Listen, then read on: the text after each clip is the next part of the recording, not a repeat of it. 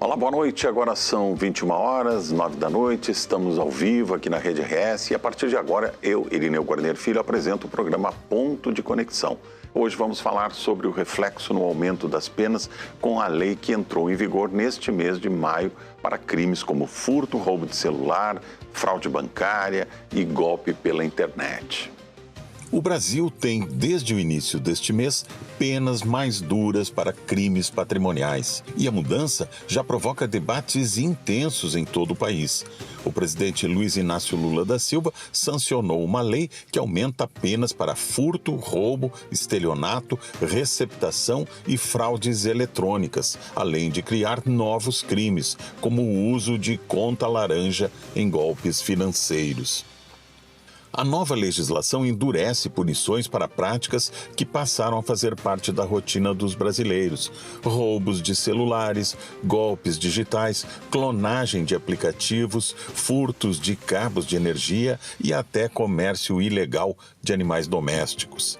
Em alguns casos, as penas praticamente dobram. O argumento do governo e de defensores da proposta é claro. O crime mudou, ficou mais tecnológico, mais organizado e mais disseminado. E a lei precisava acompanhar essa transformação. Mas a pergunta que divide especialistas, políticos e a própria sociedade é: aumentar penas reduz a criminalidade? O endurecimento da legislação traz mais segurança ou apenas amplia o encarceramento sem atacar as causas da violência? O Brasil já possui uma das maiores populações carcerárias do mundo e ainda assim convive diariamente com a sensação de insegurança. No programa de hoje, vamos discutir os impactos reais desta nova lei. Ela fortalece o combate ao crime ou apenas aposta no rigor penal? O sistema prisional brasileiro está preparado para isso? E quais podem ser os efeitos políticos e sociais dessa mudança em um momento em que a segurança pública volta ao centro do debate nacional? O Ponto de Conexão de hoje está no ar.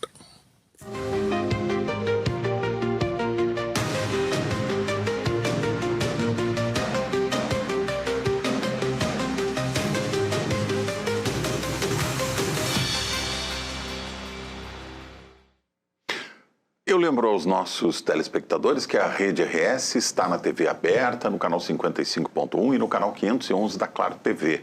Também é possível acompanhar o Ponto de Conexão ao vivo pelo YouTube, @canal Rede RS. Na noite de hoje, falando sobre a lei que altera o Código Penal para aumentar as penas de crimes como furto, roubo, estelionato e receptação, estão comigo aqui no estúdio Emerson Wendt, delegado de polícia e professor de pós-graduação em Direito. Boa noite, doutor Emerson, seja mais uma vez muito bem-vindo aqui no nosso programa. Boa noite, Irineu, boa noite a todos que nos veem hoje. É um privilégio estar aqui novamente e poder discutir esse tema, especialmente com nossos convidados aí, que são experientes e conhecem a temática, né? Então, creio que vai ser um bom debate.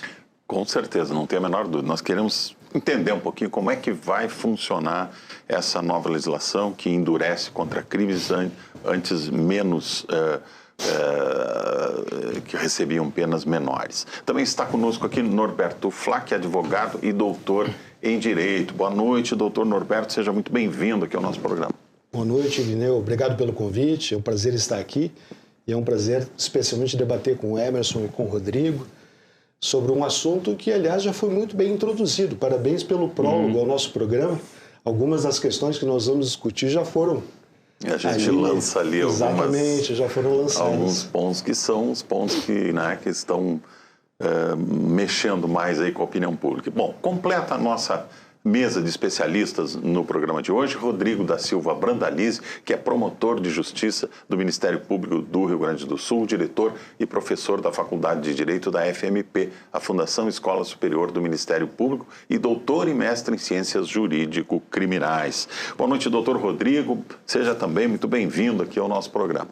Boa noite, Irineu. Também eu agradeço muito pela oportunidade. Diferente dos meus colegas de bancada, é a minha primeira vez aqui participando do teu programa, o que é uma grande honra para mim. Espero poder contribuir com este debate valoroso, extremamente importante, que faremos aqui com o professor Norberto, com o professor Emerson, e penso que sim, a audiência do programa vai ter muitos assuntos para pensar depois do que falarmos hoje. Mais uma vez, meu muito obrigado. Muito obrigado por ter aceitado o nosso convite. A todos vocês, a gente sabe, é uma noite fria, mas nós estamos aqui, ao vivo, para discutir esse tema. Eu queria começar com uma pergunta mais geral, aqui mais genérica para todos vocês, depois a gente abre para o nosso bate-papo mais informal aqui. Ninguém questiona que esses crimes estavam exigindo uma penalização mais severa, né? Quanto a isso, eu acho que ninguém discute. A questão que se discute agora é isso. Penas mais severas inibem de fato a criminalidade? O criminoso leva em consideração o tamanho da pena quando ele vai cometer um crime, delegado? Olha, é uma pergunta de milhões, né? Na verdade, a gente tem vários problemas no Brasil, eles envolvem não só a questão da estrutura do sistema de persecução criminal, mas principalmente a ponta de lá, onde, né, nós colocamos aqueles que são investigados e que têm possibilidade, né, de através de uma decisão judicial, estarem encarcerados. A questão do direito penal, a gente sabe, o professor Norberto fala muito bem isso, a questão de um simbolismo, né? O direito, na verdade, é um mecanismo de contingenciamento, né? Ou seja, não vai evitar que alguma coisa, que algum tipo penal, que algum crime aconteça, mas vai estar ali quando o crime acontecer para poder fazer uma imposição. Certo é que a sociedade em si, ela cria expectativas de melhorias em termos de segurança. E isso envolve justamente expectativas em relação ao Poder Judiciário, em relação à polícia e principalmente em relação ao legislador, né, para justamente incrementar os tipos penais, incrementar as penas.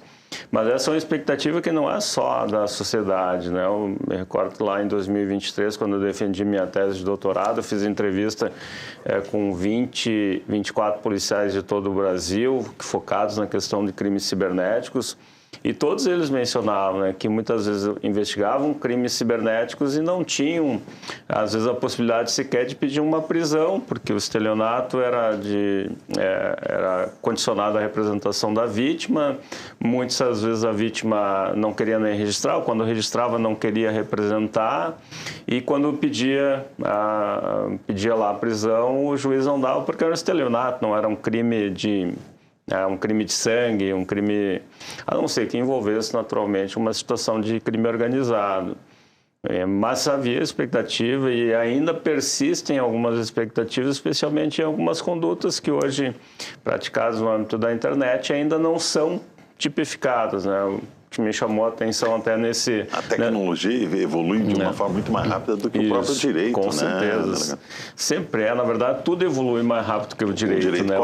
O direito procura seguir esse contexto, mas o que me chamou a atenção em relação a esse projeto e a aprovação dele foi justamente a questão daquilo que era uma reclamação. Acho que o doutor Rodrigo também que vem do Ministério Público, também vai falar sobre isso, que era a questão relativa às contas laranja, né? Que muitas vezes acabavam, de certa forma, auxiliando na organização do crime e sendo utilizado, muitas vezes não tinham sequer uma punição, ou quando eram identificados, muitas vezes não havia uma condenação, assim, porque não tinha um tipo penal, era colocado junto na questão do contexto da organização criminosa.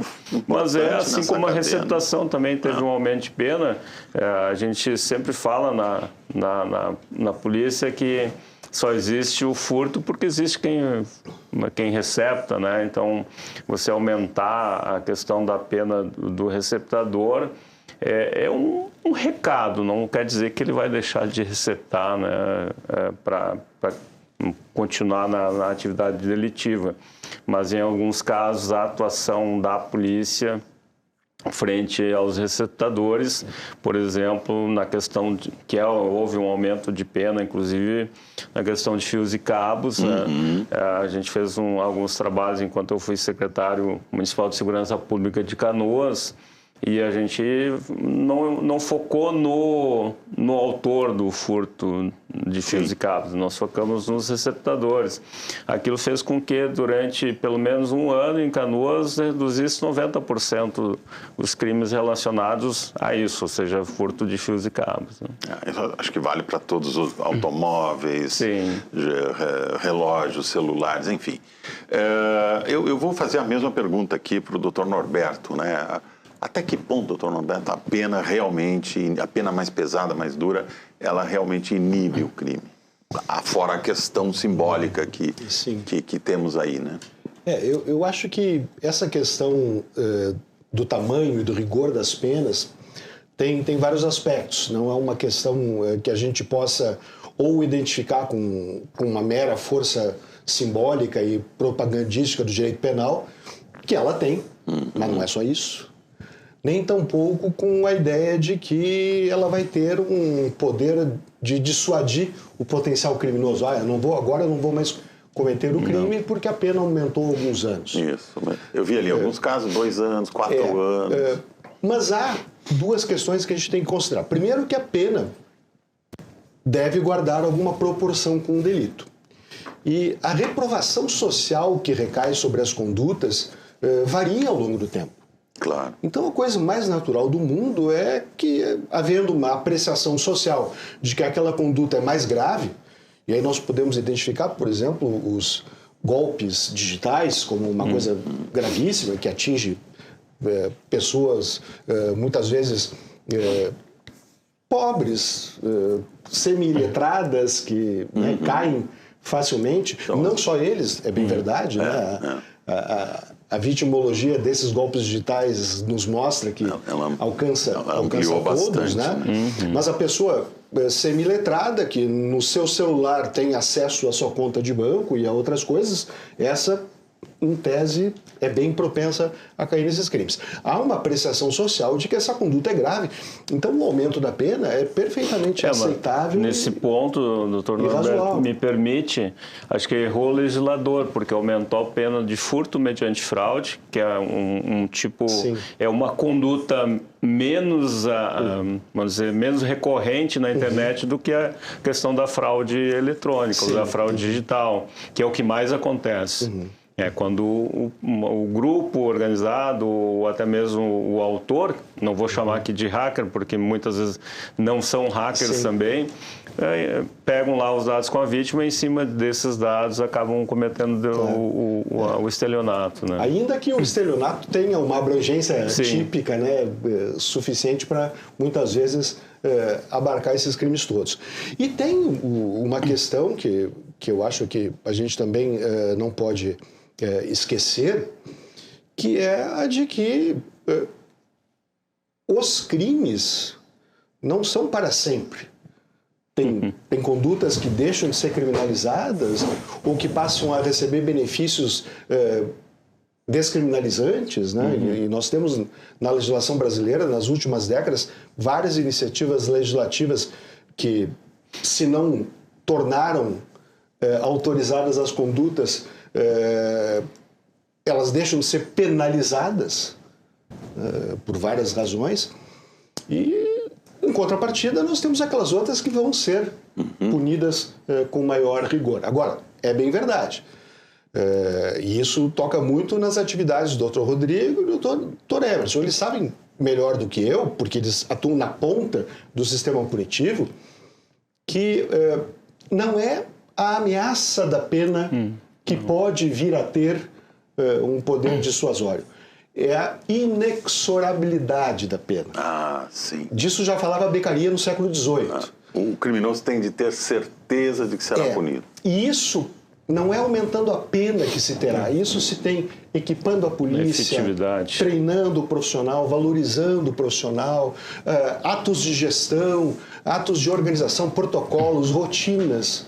Isso é que estabelece realmente uma maior eficiência do poder punitivo.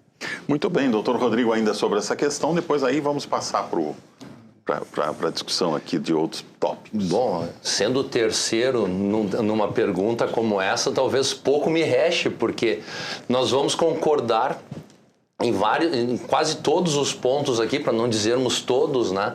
E aí o professor Norberto falou da inexorabilidade da aplicação da pena. E em 2000, eu vou usar um exemplo que me foi bastante peculiar e bastante caro na minha atribuição. Em 2019 eu fui promotor do torcedor. Eu trabalhava nos estádios de futebol, tanto de Grêmio como de Internacional. Ali funcionava a lei das contravenções penais.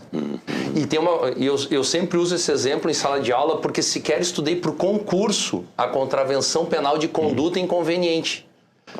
Contravenção penal de conduta inconveniente, se não for devidamente apurada, leva à suspensão do mando de campo dos times de futebol. E os torcedores têm medo que isso aconteça e acabam, por exemplo, se valendo de medidas despenalizadoras, como a transação penal, de maneira a que o clube saiba informar que já deu a resposta àquela conduta. E é uma lei de contravenções penais que nós temos, de acordo com a legislação vigente, a definição dela como uma infração de menor potencial ofensivo. E concordando então com o professor Norberto, sim, o que se busca antes de tudo é transmitir a compreensão de que a punição vai existir. Obviamente que o agravamento das penas, como aconteceu nesta lei, por exemplo, vai nos trazer possibilidades de vamos dizer assim, de mensagens, não apenas de símbolos, mas de mensagens, obviamente, daquilo que a sociedade atual pensa como um agravamento de punição, de condutas que ela considera mais relevantes no nosso contexto atual, mas ao mesmo tempo também transmite aí, como disse o professor Emerson, possibilidades maiores de aplicação de medidas investigativas, medidas cautelares como meios de obtenção de prova, e o professor Emerson que fala muito sobre as provas digitais e o contexto dos aparelhos celulares, do uso das redes de internet, acabam então potencializando esta atividade, permite eventualmente até a aplicação de prisões preventivas. Talvez seja um tema que ao longo do nosso debate nós venhamos a falar mais sobre isso, mas também nos traz algumas preocupações, como envolve a questão da proporcionalidade. E eu não vou aqui gastar todos os exemplos, mas vou falar de um que a mim, professor Emerson, talvez o senhor possa me corrigir, já que o senhor tem um pouco mais de muito mais de conhecimento do que eu nesta área, né? Por exemplo, o furto, a subtração de um aparelho celular, ela é apenada hoje de 4 a 10 anos. Então, a pena de reclusão de 4 a 10 anos e multa se a subtração for de aparelho de telefonia celular, de computador, inclusive portátil ou do tipo prancheta, e de qualquer dispositivo eletrônico ou informático semelhante. 4 a 10 anos é uma pena consideravelmente elevada. Entretanto, é de 2 a 8 anos, então a pena de reclusão de 2 a 8 anos e multa se a subtração for de fios, cabos ou equipamentos utilizados para fornecimento ou transmissão de energia elétrica ou de telefonia ou para transferência de dados, bem como equipamentos ou materiais ferroviários e metroviários, aplicáveis, enfim, disposições aqui dessa própria lei. Subtrair o aparelho de 4 a 10 anos, o que permite o uso do aparelho para fraude, por exemplo, em crime de estelionato, de 2 a 8. Então, a ponta do problema, que é a subtração do aparelho utilizada depois por criminosos, ela tem uma pena maior do que tudo aquilo que permite que o estelionato virtual, que as possibilidades de golpe a serem aplicados através de coleta, de pesca de informações, acaba sendo menor. Nós temos aí, obviamente, o professor Emerson pode talvez trazer informações, talvez não vai trazer informações mais qualificadas sobre isso, mas de uma certa maneira fica um pouco chama a atenção. quando se faz a primeira leitura da lei. Não sei, professor, agora eu lhe transmito. Me permite discordar um pouco da sua opinião.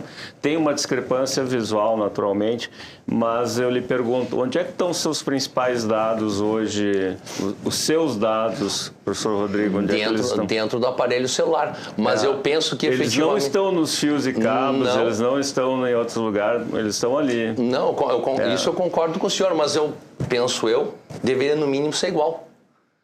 As duas condutas serem iguais. É mais importante. Quanto a isso, obviamente, não vou negar. Os meus dados estão ali. Mas há uma gravidade de possibilidades aí bastante importante. Mas isso aí se explica um pouco, a gente conhecendo um pouco o processo legislativo brasileiro. O nosso legislador, que age muito pela questão do emergente, do impulso. A pressão popular. Então vê... O clamor popular. O clamor popular, especialmente de São Paulo, em relação à questão da quantidade de furtos de celulares, que abrange todos, desde pessoas não públicas quanto policiais, ou seja, o cara passa na rua, está dentro do Uber, é assaltado ali, levado o celular. Então, isso talvez seja a pressão principal que levou o nosso legislador hoje a considerar esse ponto. Até porque se minimizava muito esse tipo de crime. É só um celular e tal. Mas hoje, na verdade... Hoje o celular, a pessoa tem, o criminoso tem acesso à conta bancária. Tem tudo. Tem acesso a tudo, na vida da pessoa. Quando não, doutor Emerson, quando não evolui para um latrocínio rapidamente. Porque se a pessoa não entrega o celular, pode levar um tiro. Que também teve a pena aumentada, a pena mínima aumentada de 20 para 24 Porque às vezes aquele anos, roubinho aparentemente simples de um celular, ele se transforma rapidamente num crime gravíssimo. Nós tivemos um caso agora na semana passada, se não me engano, ali numa estação de Transurb, com o uso de um canivete, enfim. Sim. Logo, é como disseste, este pulo, este salto é muito rápido. Muito rápido. No contexto Basta a vítima segurar o celular, não entregar. Exato. Então aí parece que assim, foi muito bom o senhor trazer essa questão, doutor Rodrigo, do celular, porque ela é emblemática, Ela afeta todo mundo. Todo mundo usa celular e tem a sua vida dentro do celular e está preocupado com isso, Então, e até pouco tempo eu acho que se menosprezava um pouco esse tipo de crime, não era tão encarado com tanta seriedade. Ele é um crime muito grave, Até por isso, porque rapidamente se transforma num latrocínio, Agora, como é que vamos... existem outros também que são graves, os crimes esses digitais, enfim, mas esse mexe muito com a vida de todos nós, Qualquer pessoa, qualquer transeunte aí que circule pela calçada está preocupado com esse tipo de crime, tanto é que em São Paulo, a gente chega em São Paulo... Guarda o celular. A pessoa já não tira do bolso o celular. A gente não tira do bolso. Inclusive, quando a gente está na frente do hotel, que a gente vai com o celular na mão, já o próprio atendente ali do hotel já nos dizia, guarda o celular, porque eu me lembro, delegado, uma aqui. época, início dos anos, metade dos anos 2000, que eu ia muito a São Paulo a trabalho e precisava levar o notebook. E era um horror aquilo. Descia no aeroporto de Congonhas com o notebook, era a onda do notebook. Se roubava o notebook. O carro emparelhava, a moto emparelhava com o táxi, na época nem tinha Uber, era táxi, e já tinha que entregar o notebook. Então a gente chegava lá muito preocupado, eu me lembro que botava dentro da mala, tinha que esconder o notebook, era um problema. Depois o notebook perdeu esse apelo todo e o celular se transformou. Até por isso, Porque ele hoje não é o aparelhinho que o criminoso quer, ele quer o acesso à conta bancária. Não é o valor patrimonial. Não é um celular velho que vale R$200, R$100. Exato. Mas é o acesso aos dados e à vida íntima da pessoa e para chantagem, enfim, para seja lá qual for o crime, Agora, vocês acham que esse endurecimento na questão penal, ele justamente num ano eleitoral em que segurança pública vai ser um dos principais motes da campanha, tem alguma coisa de eleitoreira nisso ou é porque tinha que ser feito e agora foi a hora de fazer? Como é que vocês veem isso? Bom, eu acho que a gente pode ver, por exemplo, pelo relator do projeto no Senado, pelo perfil do relator do projeto do Senado, que ele pode ser identificado como um dos integrantes da chamada bancada da lei e ordem, ou da lei e da ordem, Há um Antiga setor... bancada da bala. Bancada da bala. Então, há um setor do Congresso que representa, de fato, essa visão do direito penal mais rigoroso. E isso, comprovadamente, tem uma tradução eleitoral significativa, porque continuam sendo bem votados e eleitos os que se apresentam com esse discurso, especialmente porque há uma percepção pública de insegurança. Mesmo a pessoa que vive numa cidade que não seja tão conflagrada, né, que seja mais tranquila em relação à criminalidade, ele recebe no WhatsApp vídeos, mensagens. Eu já nem digo que ele lê no jornal, né, porque hoje em dia tem muita gente que só se informa pelo WhatsApp. Pelo né? WhatsApp, Tem muita gente que já não se informa pelos meios de comunicação tradicionais. E mesmo ela vivendo num lugar sossegado, ela fica aterrorizada porque só o que ela vê são barbaridades.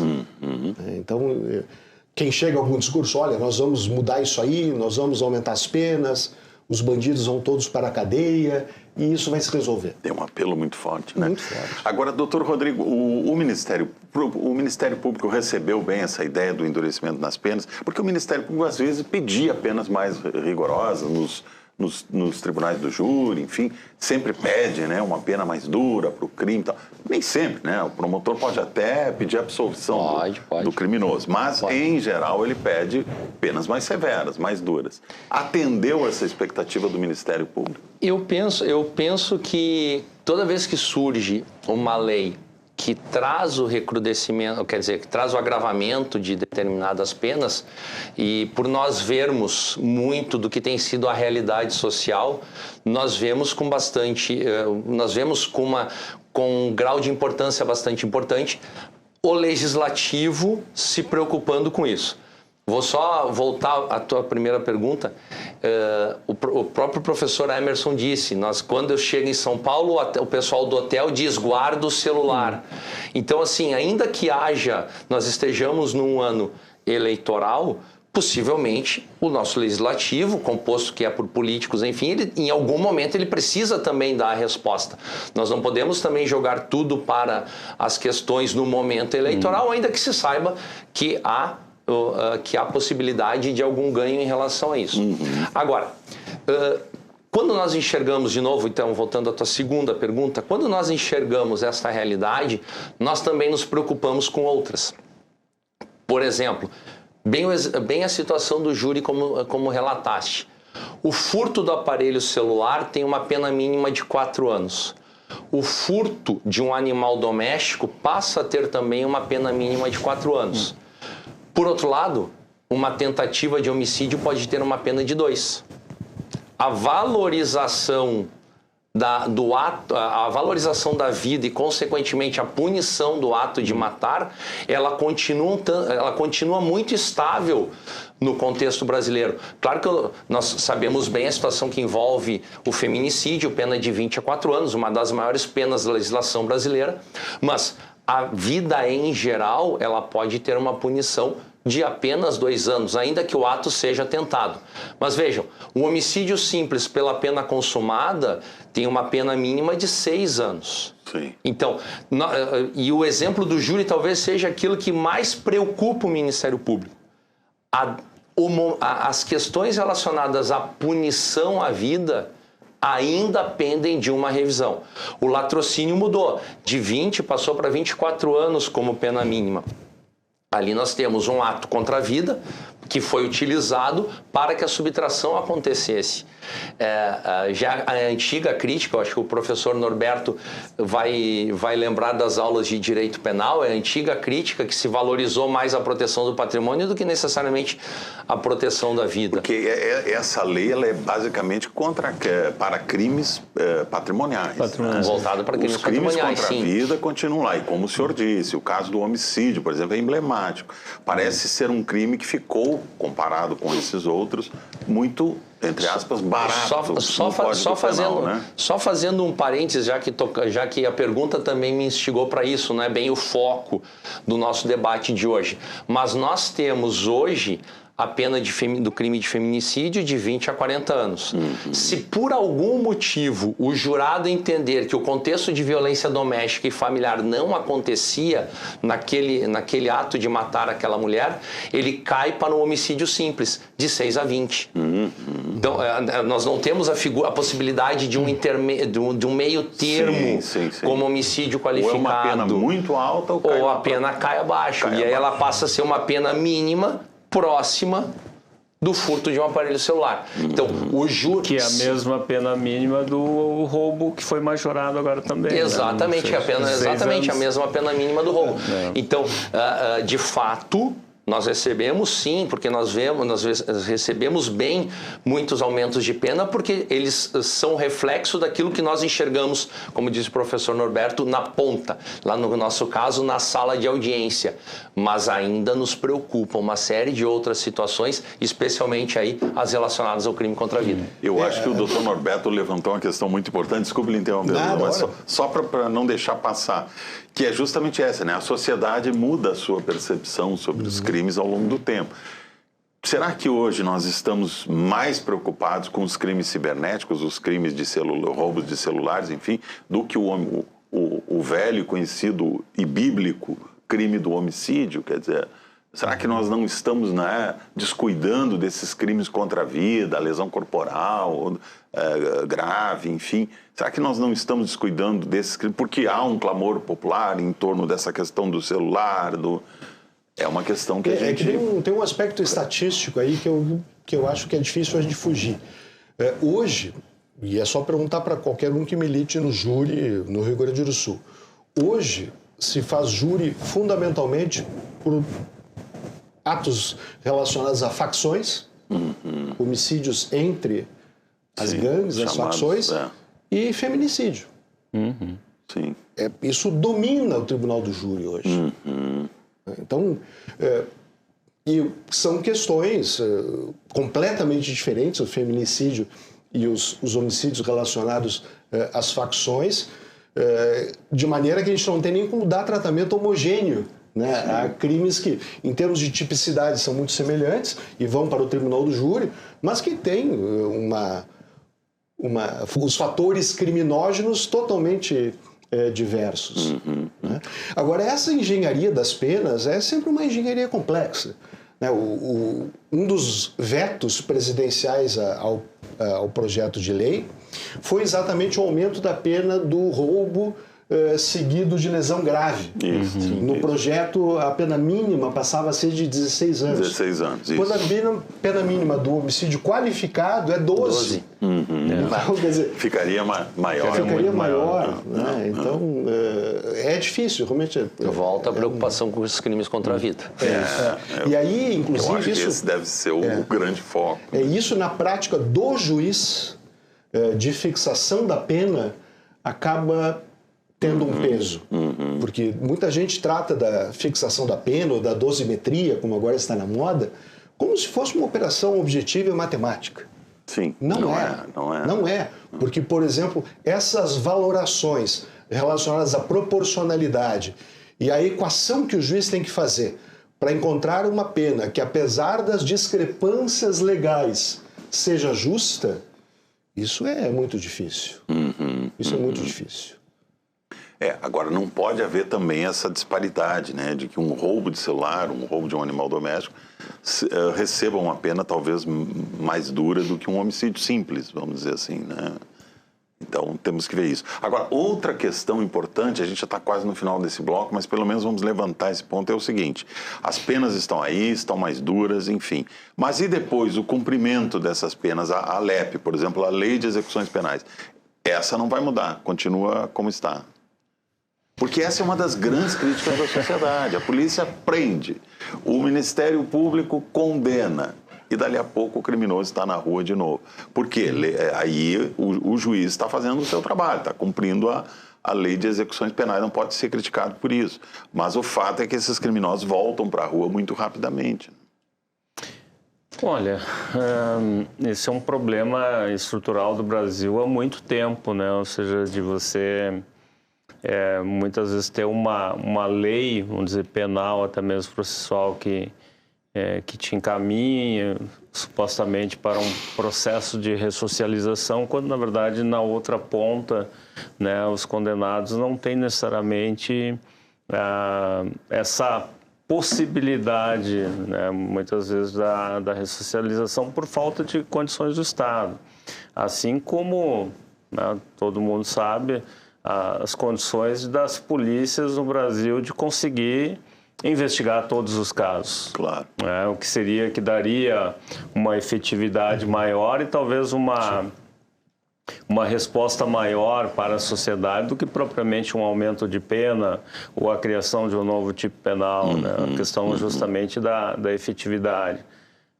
Tanto é que, se você perguntar hoje para policiais se eles, qual é a expectativa que eles têm em relação à questão de, especialmente, crimes cibernéticos, eles vão dizer que não é necessariamente um novo tipo penal, mas melhorar as questões relativas à formação da prova, da possibilidade de obtenção de prova, né, de meios para isso, de capacitação, de trabalhos que possam realmente dar uma efetividade para o trabalho que não seja frustrante, como muitas vezes é.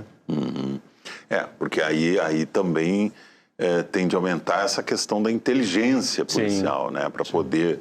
Estamos falando de crimes muito especializados, né? Quadrilhas que migraram de outros tipos de crime para esse, onde os riscos são menores, né? É mais fácil praticar um roubo pela internet do que assaltar o banco, né? Sem dúvida. Fisicamente. Então, o criminoso também migra para aquele crime mais simples.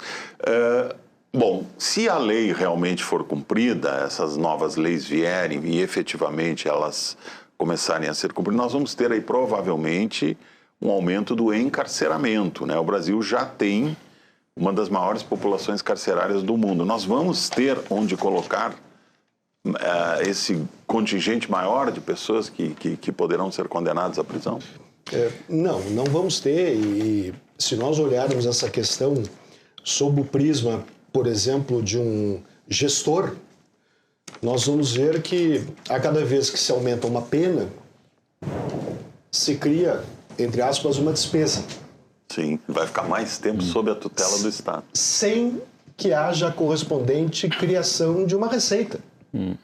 Então, tu aumentas as penas, tu endureces a resposta penal, mas tu não tens uma correspondente adaptação do sistema a essa nova, repito, despesa. Então, essa contabilidade estoura. E se nós formos olhar, não é só a questão do cumprimento da lei de execuções penais. Nós tivemos nos últimos anos, nas últimas 2 décadas, uma enorme evolução e modificação jurisprudencial, porque os tribunais tiveram que encontrar maneiras de preservar, em alguma medida, a execução penal sem que houvesse os meios materiais para tanto.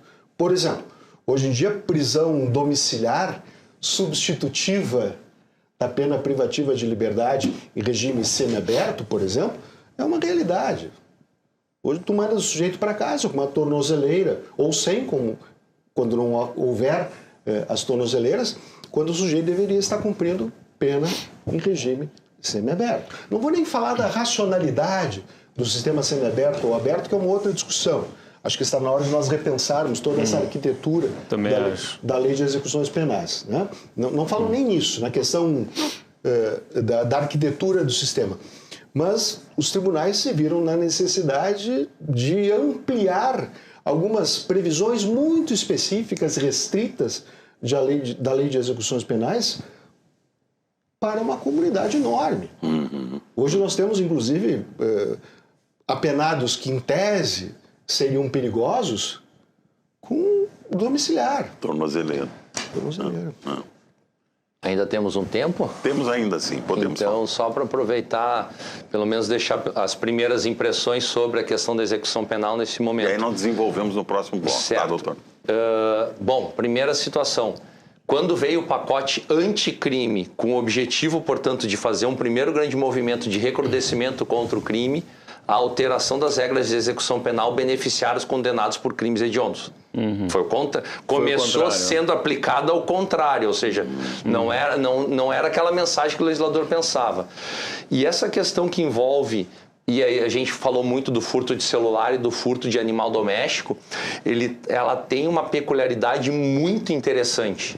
Ela veda acordos, como transação penal, suspensão condicional do processo, acordo de não persecução penal, ela veda. Se ela for fixada exatamente no mínimo 4 anos, admite pena restritiva de direito.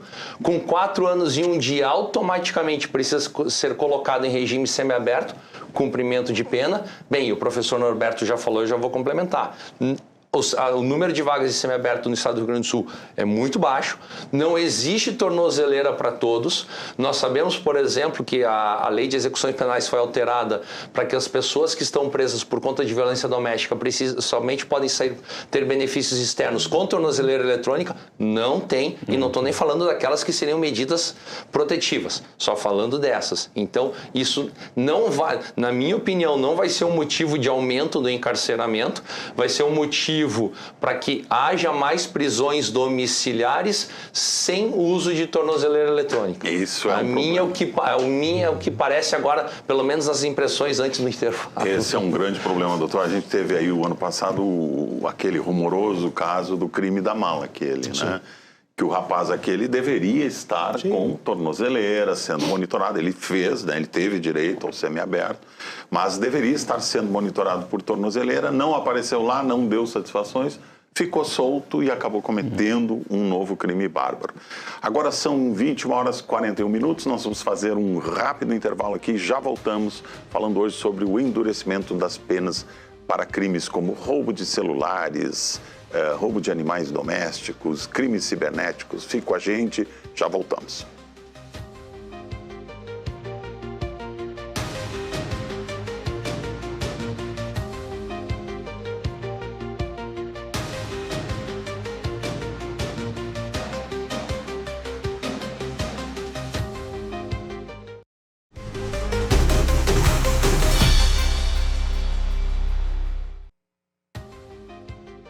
Muito bem, vamos conferir a hora, 21h45. Estamos de volta com o ponto de conexão aqui na Rede RS. E hoje estamos falando sobre a lei que o presidente Luiz Inácio Lula da Silva sancionou agora, no começo deste mês de maio, que aumenta as penas para furto, roubo, estelionato, receptação e fraudes eletrônicas, além de criar novos tipos penais, aí, como o uso, por exemplo, da conta laranja, né, em golpes financeiros. Comigo aqui no estúdio para falar sobre o assunto estão o delegado Emerson Vente, delegado de polícia e professor de pós-graduação em Direito, Norberto Flack, advogado e doutor em Direito, e completa a nossa mesa de especialistas no programa de hoje, Rodrigo da Silva Brandalize, promotor de Justiça do Ministério Público do Rio Grande do Sul.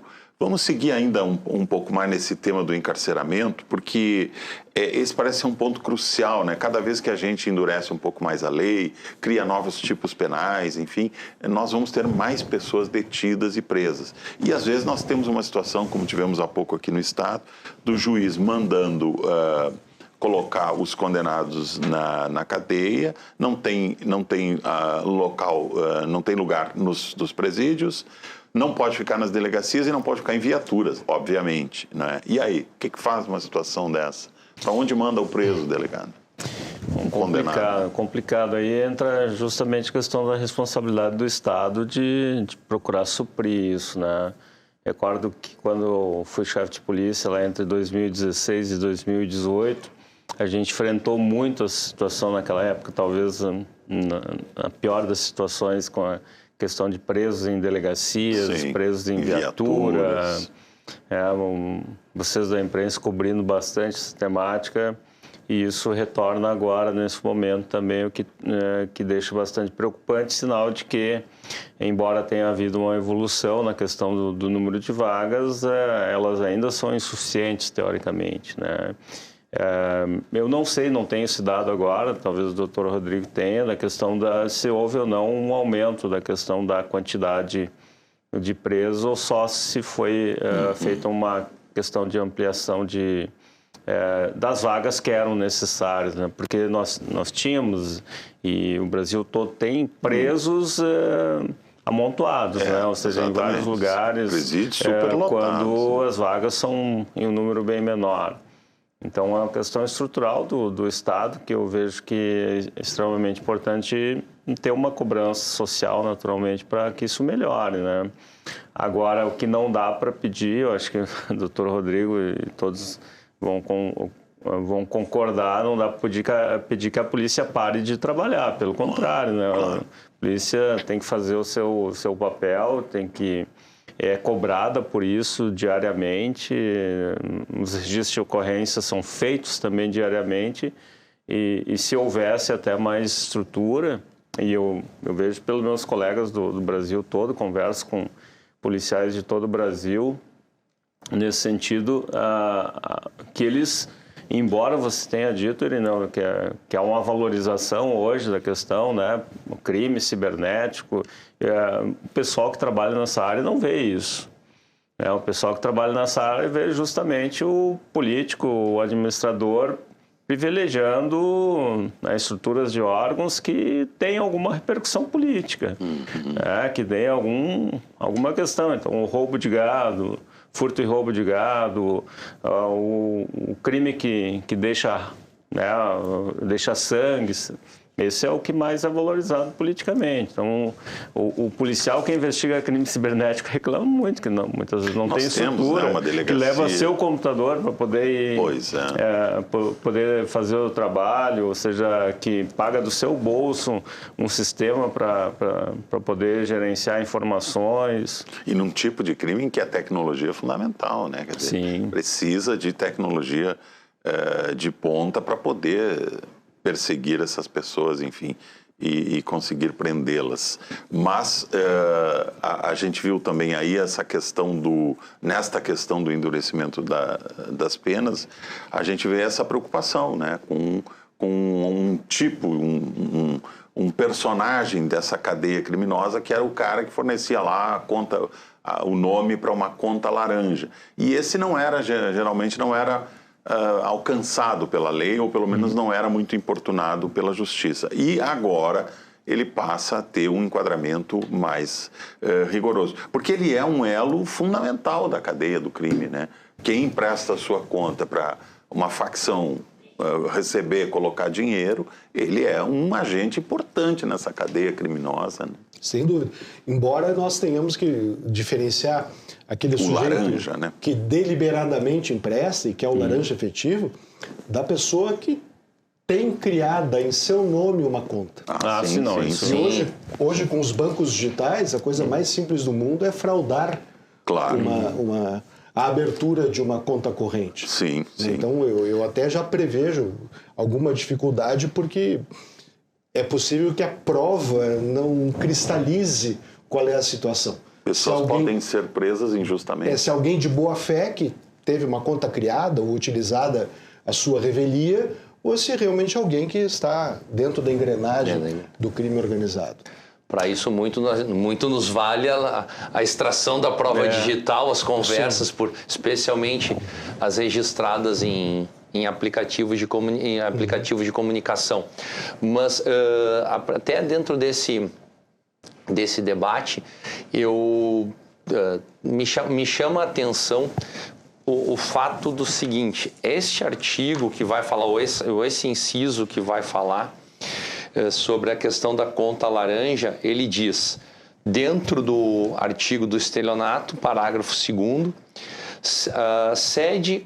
cede gratuita ou onerosamente conta bancária para que nela transmitem recursos destinados ao financiamento de atividade criminosa ou que dela sejam fruto. Bem, obviamente nós não podemos aqui, como bem pontuado pelo professor Norberto, nós temos que diferenciar aquele que foi vítima do uso indevido dos seus dados para aquele que efetivamente integra a conduta. E aí sempre me chama a atenção Porque essa cessão de contas faz surgir, em muitas circunstâncias, a figura da interposta pessoa.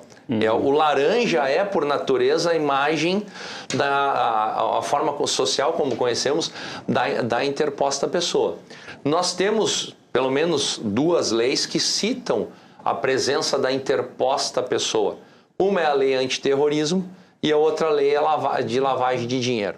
A lei antiterrorismo, ela é bem específica, ela vai dizer mais ou menos nessa linha: promover, constituir, integrar ou prestar auxílio, pessoalmente ou por interposta pessoa, à organização terrorista.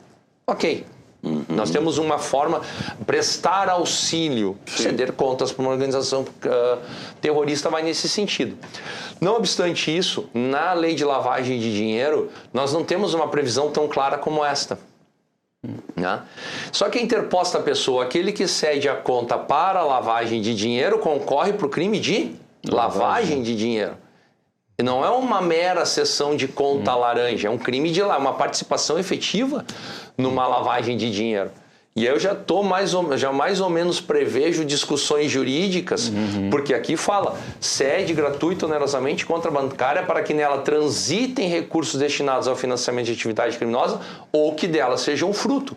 Muitas vezes ceder a conta é para que se busquem os frutos de uma lavagem de dinheiro, ou seja, a continuidade daquele crime.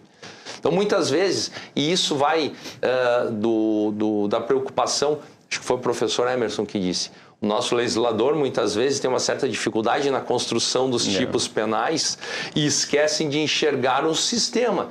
Não digo esquecem, mas muitas vezes não enxergam o sistema. Eu já antevejo aqui... É o problema das reformas pontuais. Exato. Né? Certamente aqui vai ter discussão, não tenho a menor dúvida, até porque a pena para este caso é menor do que a pena da lavagem de dinheiro. E na verdade colocou isso dentro do crime de estelionato. De estelionato. Então vai ficar nessa redoma. Mas ceder conta não necessariamente é um estelionato. Ceder conta não é uma conduta de estelionato. Justamente, né? Por isso que poderia ter sido um delito autônomo e não necessariamente dentro do crime de estelionato. Aí vem as construções, que são as construções pontuais e que, obviamente, vão trazer discussões, a jurisprudência, recurso, enfim. Mas claro que eu compreendo, como disse o professor Emerson, está dentro do contexto de estelionato. Mas a lei está aberta, o conteúdo está aí, se discute, né? Muitas vezes se discute. Agora, a gente sabe que hoje um dos grandes problemas do Brasil é o crime organizado, né? Faccionado, as facções atuando, enfim, controlando a vida de territórios, enfim. Essa nova legislação, ela vai alcançar esses também ou ela vai pegar só o peixe miúdo, aí, o cara que rouba um celular na esquina? Ela vai alcançar também quem está por trás, a receptação, as facções, o crime organizado, que hoje controla alguns territórios brasileiros, onde o Estado nem entra mais? Há pouco nós tivemos a chamada lei antifacção, que é uma lei problemática, cheia de inconstitucionalidades. Por que problemática, doutor? Porque ela tem algumas previsões que são ou de impossível aplicação prática ou até são incompatíveis com a Constituição e com outros dispositivos do Código de Processo Penal e da legislação penal e processual penal extravagante. Isso até daria um outro programa, né? Porque é uma lei de alta ambição, uma lei que pretende reformular vários aspectos do sistema penal e processual penal brasileiro e, olha, ela é atrapalhada. Ela tem, inclusive, uma figura esdrúxula, né? Que é aquela figura da polícia que representa pela prisão processual.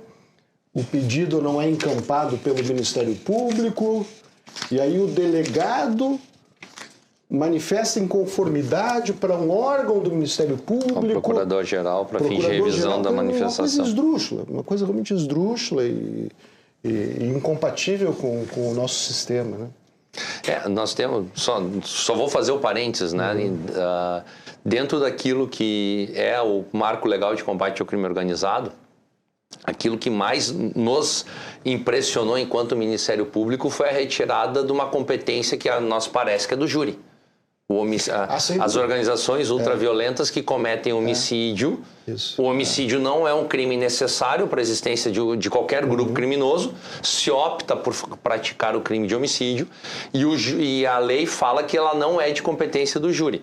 Isso para nós parece que não atende à Constituição. Mas vamos ver agora o que vem das ADINs que foram julgadas, né? Para todos, Rodrigo, não é possível, porque nós estamos falando de uma competência da Constituição, soberania do Tribunal do Júri para julgar os crimes dolosos contra a vida. Eu até me admiro muito que a assessoria da Presidência da República deixou tenha passar, mantido, né? Não tenha vetado. Não houve veto, né? Dormiu. Mas aí só para complementar, eu acho que a questão que envolve a busca daqueles que são a ponta, e eu falo ponta de organização, né? Vai muito naquilo que o professor Emerson falou. Não basta apenas a criação das leis. A inexorabilidade precisa acontecer. E isso passa muito pelos meios e pela forma como tanto o Ministério Público como polícia podem incrementar e melhorar ainda mais as investigações, obviamente as denúncias e, consequentemente, a busca das apurações lá na frente. Não esqueçamos que, de qualquer sorte, né, nós temos, se não me engano, 16 ou 17 condenações do Estado brasileiro perante a Corte Interamericana de Direitos Humanos, quando a Corte Interamericana, em todas elas, diz é dever do Estado investigar as condutas. Não necessariamente levar à condenação, mas tem que investigar as condutas, porque as vítimas têm o direito de saber o que aconteceu com elas. Se isso vai acabar resultando numa punição ou não, bem, aí é o andamento do processo e, obviamente, a prova que for permitida chegar. Então, aqui eu faço um reforço daquilo que disse o professor Emerson. Não adianta só criar mais leis ou aumentar apenas dessas leis se não der a possibilidade de efetivamente nós termos um trabalho de investigação e um trabalho de demonstração dessa prova ainda mais qualificado, né? Como disse o professor antes. Essa é uma questão que eu queria ver com o senhor, doutor Rodrigo, que é exatamente isso. Os inquéritos que o Ministério Público tem recebido hoje, eles vêm bem fundamentados, com provas, são robustos, eles podem... o Ministério Público pode oferecer uma denúncia com convicção de que vai prosperar, de que o acusado vai ser condenado lá adiante no tribunal? Nós temos muito trabalho bem feito pela polícia, nós temos um número bem grande de denúncias feitas, melhor dizendo, por conta dessas investigações, assim como denúncias que decorrem das investigações que são conduzidas pelo Ministério Público. O próprio professor Emerson comentou, e eu já me valho disso para dizer que também há circunstâncias em que por própria dificuldade de material humano, de material de trabalho, de logística, enfim, não se consegue chegar ao resultado pretendido, pelo menos na via investigatória, a ponto de permitir uma denúncia, né? Nós temos estudos feitos pelo Conselho Nacional do Ministério Público anualmente, em que há anos em que houve um número maior de arquivamento do que do oferecimento de denúncia, mas aí, quando nós vamos olhar as razões dos arquivamentos, nós temos que observar que muitas vezes a vítima relata que sofreu um golpe por aparelho celular, que sofreu um furto e ela nunca viu a pessoa. Ela nunca nunca soube quem é esta pessoa. Nós temos aí, envolvendo especialmente adolescentes, que acabam pelas redes sociais tendo contato com outras pessoas e daí se resgata, se buscam informações e quando se vai ver o nome daquela pessoa, a identificação daquela pessoa é AZYKW38. Então, existem naturalmente situações que o próprio fato dificulta a apuração. Mas sim, nós temos um número bastante importante de investigações que permitem que o Ministério Público com tranquilidade acuse. Nós temos um grande número também de situações que permitem que o Ministério Público arquive com a convicção de que seja caso de arquivamento. Sim. E o resto, bem, aí nós temos aquilo, professor Emerson, como o senhor disse, às vezes nós não temos uma possibilidade de alcance maior da prova por limitação, não vou nem falar aqui dos juízes que não deferem, por limitação até mesmo dos meios que nós temos para chegar até lá. Até para tentar puxar a tua pergunta anterior, Irineu, sobre a questão, né, da lei abrangente, né? A lei é para todos, tem até um seriado para isso, né? Ou deveria ser. Mas a lógica de abranger um ato isolado ou até mesmo um crime organizado, é claro que quando a gente lida com a investigação em relação ao crime organizado, a gente tem uma dificuldade muito maior, porque ele era organizado porque é organizado de alguma forma, né? Ou muito seja, mais sofisticado. Perdão da redundância aqui.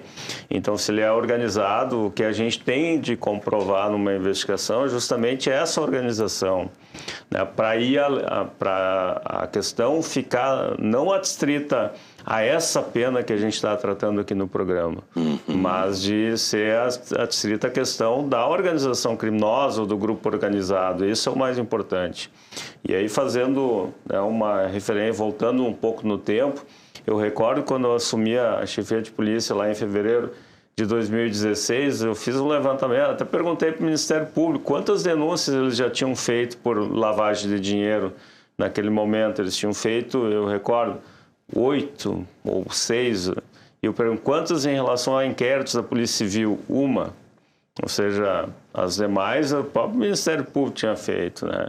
Isso fez com que a gente tivesse que fazer o dever de casa. Nós criamos, durante a minha gestão, nós criamos 3 delegacias de repressão à lavagem de dinheiro, criamos as delegacias de repressão a ações criminosas organizadas no Estado, as DRACOS, e o levantamento que a gente fez naquela época é que tinha um inquérito instaurado em toda a Polícia Civil do Estado do Rio Grande do Sul, em fevereiro de 2016, por organização criminosa.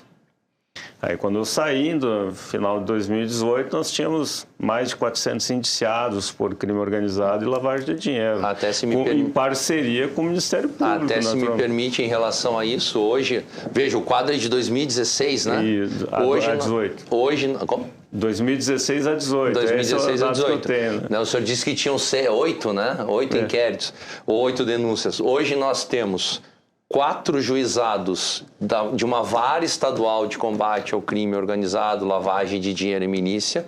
Nós temos 4 promotores de justiça que atuam perante elas, e esses 4 trabalham com o material produzido pela polícia no estado todo, que diga respeito a esses crimes, né?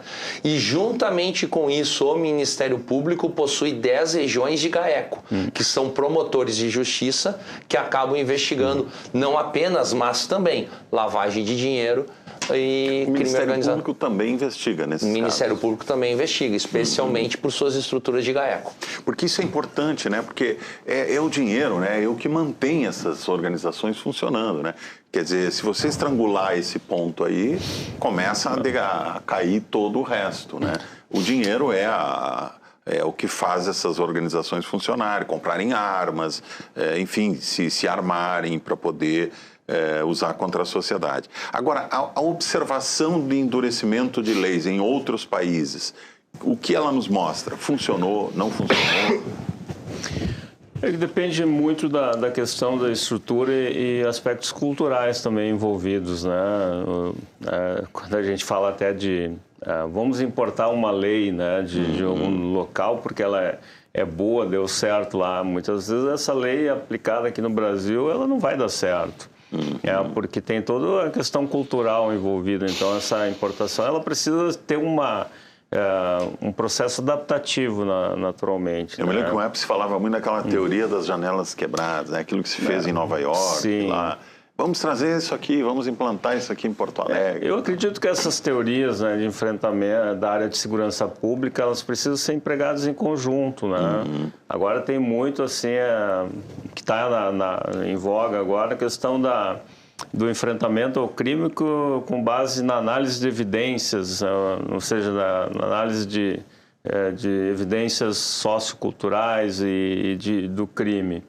É claro que isso hoje, até mesmo com inteligência artificial, a gente pode pensar na questão da preditividade de crimes, né? Ou seja, e a gente trabalhava isso de maneira manual antigamente, antes de ter a inteligência artificial. A gente fazendo análise de uma semana, de um mês para trás, a gente sabia exatamente, ou poderia imaginar, onde o crime aconteceria nos próximos dias, né? Bastaria que pudesse ter ali um policiamento preventivo, até mesmo um processo investigativo. Hoje a inteligência artificial nos dá isso em poucos minutos. A polícia já utiliza essa ferramenta. Polícias como todo o Brasil, todo mundo utilizam, né?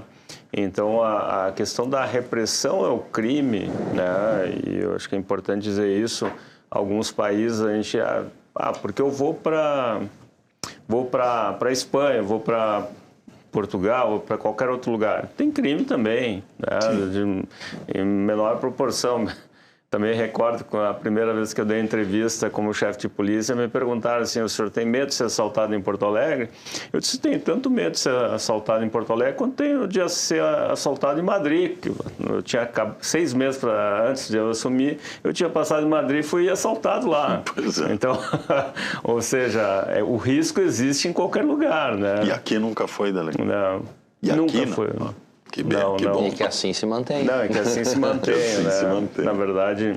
Mas é uma ironia, né, da coisa, uma ironia, né? Vai para um país supostamente, mais seguro, e na verdade europeu. Todo mundo diz, não, mas tem que ter uma polícia igual de primeiro mundo, assim.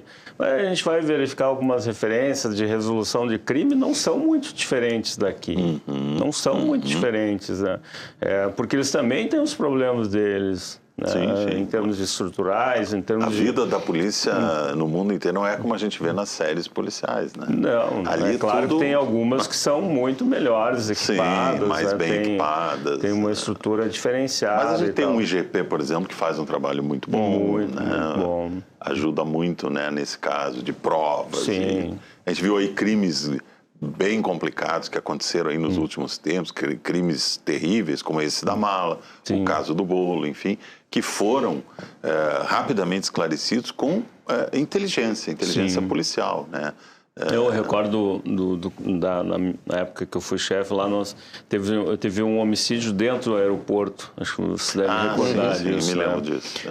Era uma briga de em 12 horas nós tínhamos a identificação de um dos autores. Sim. Em 12 horas, por trabalho conjunto de investigação com a parte pericial. E não se tinha a tecnologia que temos hoje.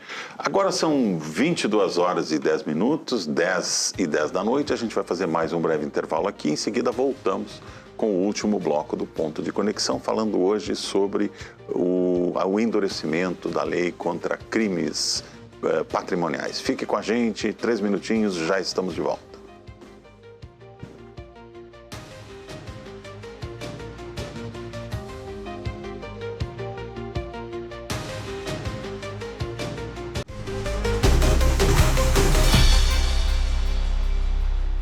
Essa ameaça a testemunhas pode repercutir num falso testemunho, num prejuízo à prova que está sendo apurada. Ou ainda o risco de continuidade ou reiteração da delinquência. Quer dizer, existem condições dadas para que se possa prognosticar com segurança, no caso concreto, que o acusado vai voltar a delinquir ou vai continuar delinquindo. E tem ainda outras hipóteses previstas também pela legislação, a prisão na pendência de pedido de extradição, a prisão em razão de uma necessidade da ordem econômica. Nesse caso, ele pode ficar detido, preso, mesmo antes da sentença. Mesmo antes da condenação, mesmo antes do trânsito em julgado da condenação. E aí, Irineu, o que eu comentava no intervalo é que aquele aspecto simbólico, promocional, digamos assim, da capacidade punitiva do Estado, fala mais alto na prisão processual. Especialmente porque nós temos essa ideia... durante um tempo aqui no Brasil nós tínhamos uma prisão automática que era decorrência do flagrante. Hoje já não é mais assim. Nós temos audiência de custódia, temos uma série de melhoramentos. Toda decisão que decreta a prisão tem que ser fundamentada. Nós não aceitamos mais uma prisão processual que seja automática e simplesmente decorrente da lei. Né? Não temos mais isso. Porém, existe uma ideia muito difundida na sociedade de que, reunidos elementos para que se suspeite que alguém tenha cometido um crime, prenda. E não estou falando da prisão em flagrante, que é aquela que se dá, né, no calor. Sim, não. sim. Foi para o jornal, está sendo acusado fulano de tal de um crime de relativa gravidade, como é que esse sujeito não está preso? É a reação de muita gente. Sim. Como é que ainda não prenderam? Hoje, inclusive, nesses crimes que são mais comentados, que são mais momentosos, o juiz tem, às vezes, quase que um ônus maior para mandar soltar do que para mandar prender. Sim. Porque o mandar prender é tido como a coisa mais natural do mundo. O sujeito está sendo acusado de crime. Mas se ele soltar as redes sociais... Que eu diga a situação da violência contra a mulher, né? E nesses casos o juiz, imagina, soltou, aconteceu o fato, é porque o juiz soltou. Isso. Né? Ou seja, tem um nuance nesse... Fala, doutor. Eu ia comentar, porque eu sou professor de processo penal. Falo mais de processo penal do que de direito penal no mundo acadêmico. E isso é uma situação que várias vezes os alunos questionam e várias vezes se faz reflexão sobre este assunto. Eu acho que nós estamos, por exemplo, vendo agora um movimento muito forte do legislador brasileiro, no sentido de trazer um maior recrudescimento das penas. Nós temos aqui o motivo da nossa reunião hoje, a Lei 15.397, a Lei de Combate, o Marco Legal de Combate ao Crime Organizado, só para deixar nessas duas, que para mim tá difícil de atualizar as aulas, tamanho o volume de informação, mas a gente não fez ainda um juízo de valor sobre uma reforma processual penal profunda, especialmente nos nossos recursos.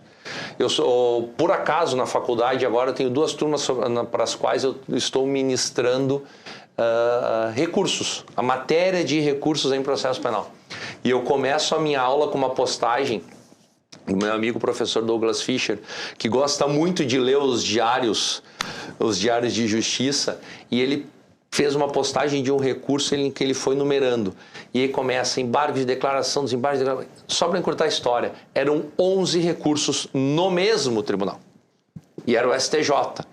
Já tinha passado por um Tribunal de Justiça, Tribunal Regional Federal, já tinha passado por um juiz de primeiro grau, que, aliás, o juiz de primeiro grau, penso eu, ele deve ser mais valorizado, no sentido de que é ele quem faz a prova, é ele quem tem contato com as partes, é ele que tem contato com vítimas e testemunhas, e nós estamos vendo cada vez mais hoje uma certa desvalorização deste trabalho, mas enfim, também cabe um outro debate aí, bem mais alongado. Sim, porque talvez ele seja mais contaminado por isso, né? É o mais contaminado, mas ele é o melhor conhecedor, ele está ali e 5, 6 anos depois vem uma decisão que derruba o processo, sabe? Então, tem muita coisa que passa por aí, mas eu queria só fixar nisso. Há muito recurso, ou muito instrumento chamado recurso que é possível se fazer, e isso acaba alongando demais os processos.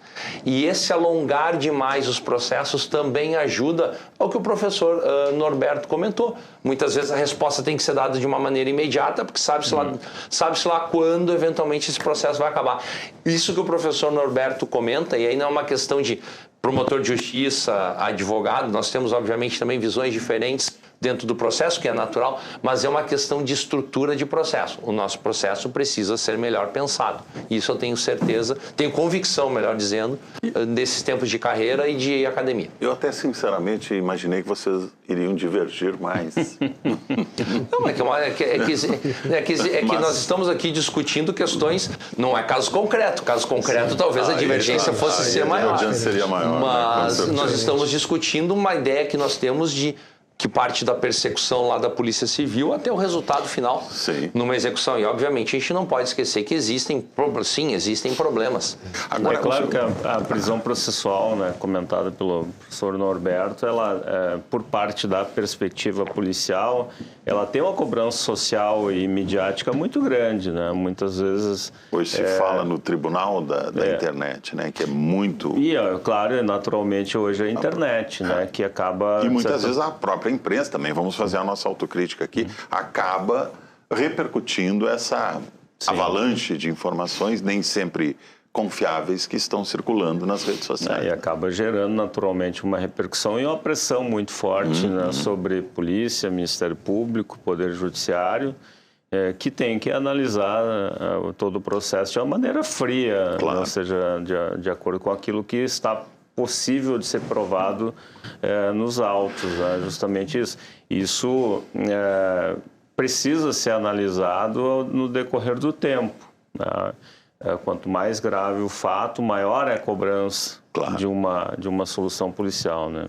Agora, nós temos 6 minutinhos aqui para encerrar o programa, está me mostrando o reloginho ali. Eu queria ouvir de cada um de vocês 2 minutos para cada um, para a gente tentar amarrar esse assunto aqui no final, que é o seguinte: o nosso Código Penal é antigo, né, lá da década de 40, mas já passou por sucessivas reformas, enfim, agora a gente tem mais essa modificação e tal, que passa, às vezes, a impressão de serem, vamos usar uma expressão aí não muito correta, serem remendos ao código, né? Não seria, em função de todo o avanço da tecnologia, das facções, do crime organizado, não seria a hora de repensarmos seriamente numa reforma completa do Código Penal e do Código de Processo Penal? Na verdade, se me permite iniciar, até ia comentar isso enquanto o doutor Rodrigo falava. O nosso Código de Processo Penal já tem um projeto no Congresso Nacional. Para atualizar. Em que o ano passado, a última vez que eu olhei, tinha mais de 420 projetos de lei anexados ao projeto principal. Projeto original. Né?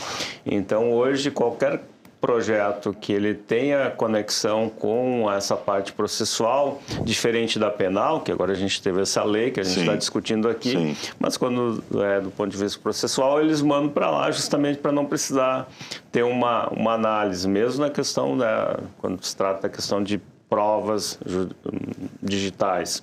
Se a gente for verificar no pacote anticrime citado pelo professor Rodrigo aqui, ele previu a questão da cadeia de custódia, que é o que tem sido muito trabalhado hoje nos tribunais, mas em nenhum momento ele falou da questão da prova digital. Ele não falou, ele se omitiu, o legislador se omitiu nesse sentido. Então, claro que se vai pensar na questão da prova digital da mesma maneira que se trabalha com a prova física. Na verdade, são incoerências que a gente precisa trabalhar hoje com o legislador, que ele precisa realmente enfrentar essa questão relativa à melhoria do processo em si. A melhoria também nessa parte de provas. Né? Muito bem. Doutor Norberto. Não, tu tens toda a razão, Irineu. Quando se iniciou, há algumas décadas, esse processo de implementação de reformas pontuais de direito penal e de processo penal, foi essa discussão que se iniciou. Todo mundo sabe que o ideal é se ter uma revisão e uma renovação sistemática, debatida, amadurecida.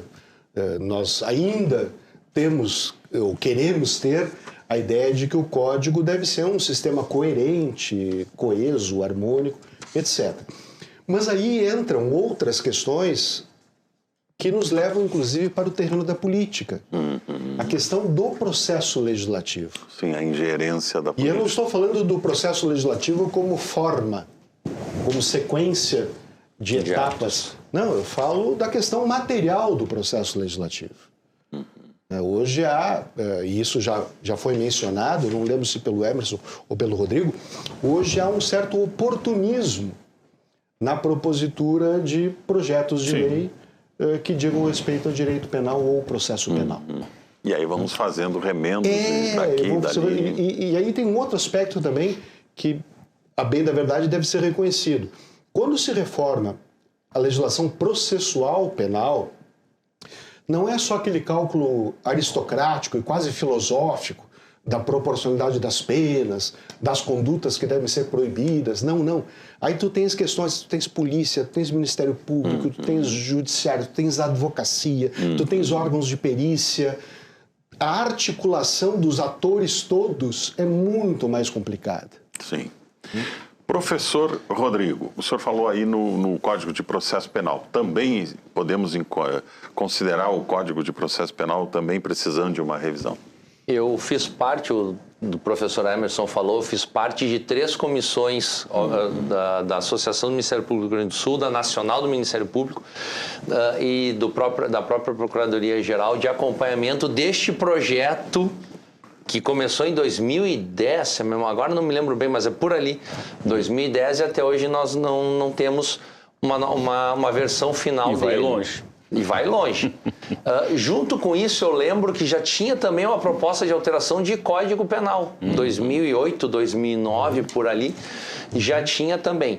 É que nós temos 2 grandes realidades. Nós temos a realidade civil e a realidade penal. Civil, enfim, são as relações da vida convencionais. Sim. O penal, obviamente, é o sistema punitivo frente à prática do crime.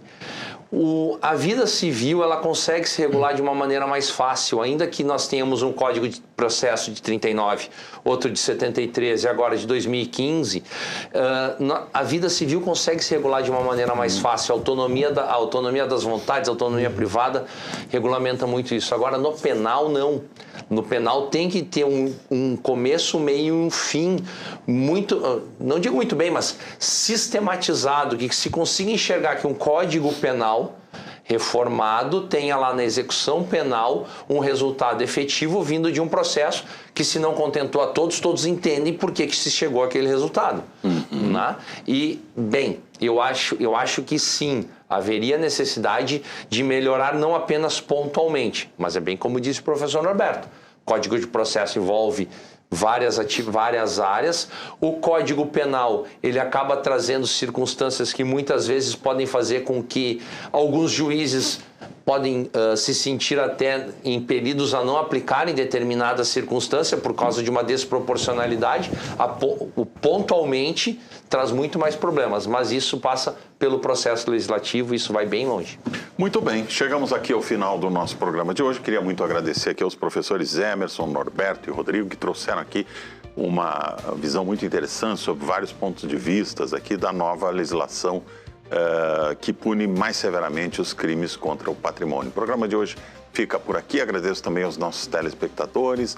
Lembro que você pode rever o programa amanhã, também na reprise às 14h e também lembro que nós estamos na TV aberta, no canal 55.1 e no canal 511 da Claro TV, e que é possível acompanhar o ponto de conexão ao vivo no YouTube, @canal Rede RS. Obrigado pela audiência, até amanhã ao vivo, às 9h aqui na Rede RS. Uma ótima noite para todos.